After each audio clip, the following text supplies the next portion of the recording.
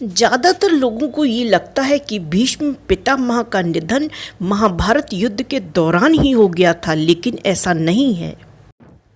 इस विराट युद्ध के बाद भी वह महीने भर से ज़्यादा जिंदा रहे।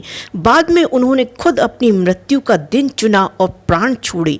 इस दौरान वो कहाँ रहे और क्या कर रहे थे? जब महाभारत का युद्ध शुरू हुआ तो भीष्म पितामह को दुर्योधन ने कौरवों की सेना का प्रमुख सेनापति बनाया। उनकी अगुवाई में पहले 10 दिन का युद्ध लड़ा गया। युद्ध के 10वें दिन अर्जुन के बाणों से भीष्म पितामह बुरी तरह घायल हो गए। अर्जुन ने इतनी संख्या में तीर चलाए कि भीष्म के बाणों की एक शैया बन गई। महाभारत का युद्ध तो 18वें दिन ही खत्म हो गया, लेकिन भीष्म पितामह बाण शैया पर घायल लेटे रहे। इस दौरान कौरव और पांडव ही नहीं बल्कि ऋषि मुनि भी उनसे मिलने वहां आते रहे। उनसे मिलने आने वालों में महर्षि नारद भी थे, जो अक्सर उनके पास आया करते थे। पांडव भी उनके पास युद्ध के दौरान और युद्ध के बाद उनकी सेवा के लिए आते रहे। महाभारत के युद्ध में वह अर्जुन के बाणों से घायल होकर बाण शैया पर नहीं लेटते अगर उनकी एक प्रतिज्ञा बीच में नहीं आती। उन्होंने प्रतिज्ञा की थी कि युद्ध के मैदान में वह किसी स्त्री के खिलाफ युद्ध नहीं करेंगे।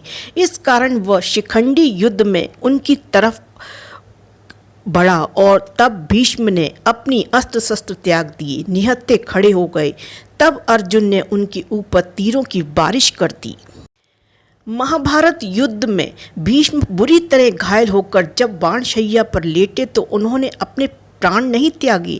इसके लिए शुभ दिन का इंतजार किया। उन्होंने बाणों की शैया पर 58 रातें बिताईं, यानी महाभारत का युद्ध खत्म होने के 50वें दिन उन्होंने इच्छा के अनुसार शरीर त्यागा। उस दिन शुभ उत्तरायण शीतकालीन संक्रांति था।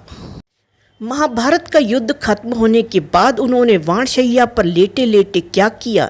युद्ध के बाद अपनी मृत्युशैया पर रहते हुए उन्होंने युधिष्ठिर को लगातार करीब 1 महीने तक राजनेता के कर्तव्य और एक राजा के कर्तव्यों पर गहन और सार्थक बातें बताईं। उन्होंने बताया कि सही राजधर्म क्या है, शासन कैसे किया जाता है, उसमें किन नीतियों का पालन करना चाहिए। युधिष्ठिर लगातार उनके पास राजकाज की शिक्षा लेने के लिए जाते रहे। लगातार भीष्म पितामह की मृत्यु के समय उनकी उम्र 128 वर्ष बताई गई है। उसके बाद कहते हैं उन्हें मोक्ष प्राप्त हुआ। भीष्म को पितामह, गंगा पुत्र और देवव्रत के नाम से भी जाना जाता है।